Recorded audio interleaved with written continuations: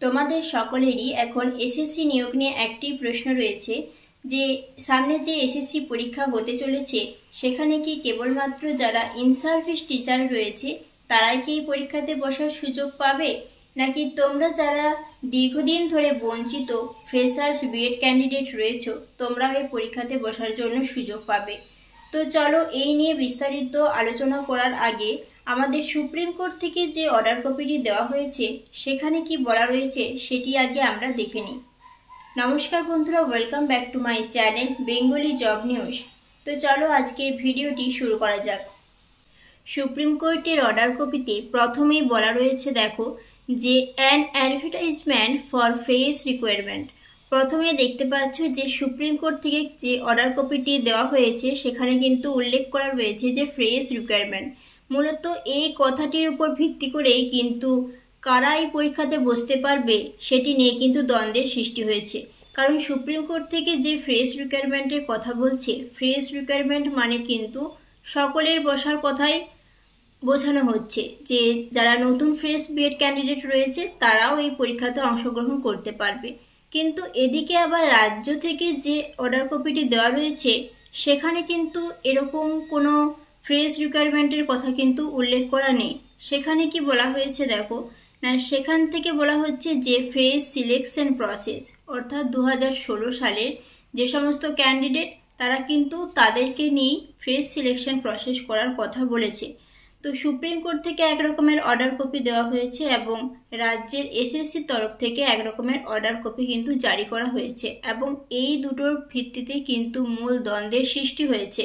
কারণ যারা নতুন বিএড ক্যান্ডিডেট রয়েছে তাদের বক্তব্য যে যেহেতু সুপ্রিম কোর্টের যে অর্ডার কপিটি আমরা দেখলাম সেখানে কিন্তু মূলত ফ্রেশ রিকোয়ারমেন্টের যে কথা বলা রয়েছে, তো ফ্রেশ রিকোয়ারমেন্ট অর্থাৎ তারাও কিন্তু সেখানে বসার জন্য তাহলে সুযোগ পাওয়ার কথা, সেই কথা মতো।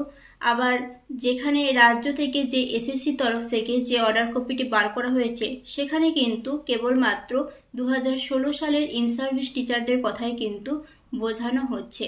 তো এরপর তাহলে তাদের কথা মতো মানে যারা নতুন 2016 সালের ইন সার্ভিস যে টিচাররা রয়েছে, যাদের এক্সামের কথা চলছে যে পরবর্তী সময়ে তাদেরকে এক্সাম দিয়ে তারপরে তারা আবার চাকরি ফিরে পাবার এরকমই একটি অর্ডার দিয়েছে সুপ্রিম কোর্ট থেকে। তো তাহলে এই যে ব্যাপারটি রয়েছে এখানে কিন্তু পরিষ্কারভাবে কোনোটাই কিন্তু বোঝা যাচ্ছে না যে কারা এখানে বসার সুযোগ পাচ্ছে। তো দু নাম্বারেতে দেখো বলা রয়েছে যে examination and the entire requirement process shall be complete by 31/12/25, অর্থাৎ 31শে ডিসেম্বরের আগে কিন্তু যে পরীক্ষাটা নেওয়া হবে এবং তার সমস্ত নিয়োগ প্রক্রিয়া কিন্তু এই 31 তারিখের আগেই কিন্তু শেষ করতে হবে, এমনটাই কিন্তু সুপ্রিম কোর্ট থেকে জানানো হয়েছে।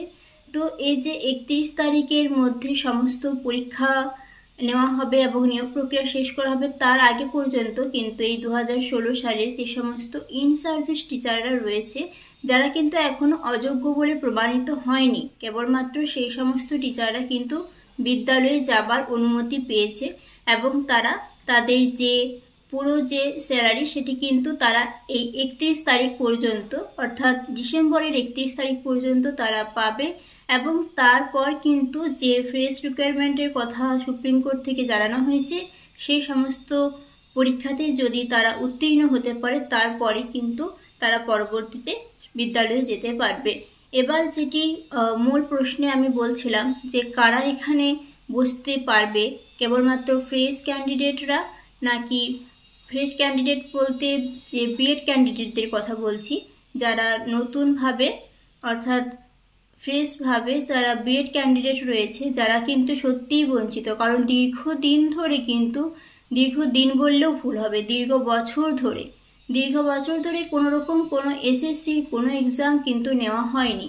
কেবলমাত্র 2016 সালে যে এসএসসি যে নিয়োগ করা হয়েছিল তারপর থেকে এতদিন যাবৎ কিন্তু সমস্ত এসএসসি প্রক্রিয়া বন্ধ রয়েছে। তো এসএসসি থেকে যতক্ষণ পর্যন্ত কোনো নোটিফিকেশন জারি করা হচ্ছে ততক্ষণ পর্যন্ত কিন্তু নতুন বিএড ফ্রেশার্স ক্যান্ডিডেটরা এই পরীক্ষাতে বসতে পারবে কিনা সেটি সম্পর্কে কিন্তু বলা যাচ্ছে না।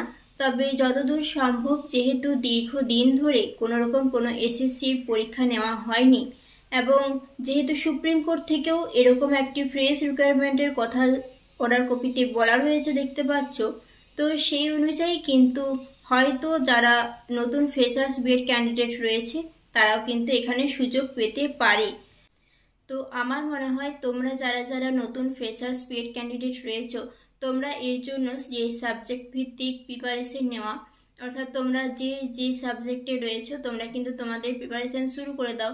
তোমরা হয়তো খুব ভালো সুযোগ পেতেও পারো, তবে এর জন্য কিন্তু সময়সীমা খুবই কম পাবে।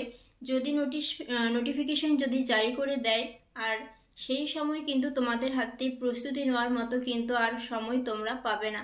তো এখন থেকে তোমরা প্রস্তুতি শুরু করে দাও। আজকের ভিডিওটি এখানেই শেষ করছি। ভিডিওটি যদি ভালো লেগে থাকে অবশ্যই ভিডিওটিতে লাইক, কমেন্ট এবং শেয়ার করতে ভুলো না। আর চ্যানেলে নতুন হয়ে থাকলে অবশ্যই চ্যানেলটিকে সাবস্ক্রাইব করে দিও। ধন্যবাদ।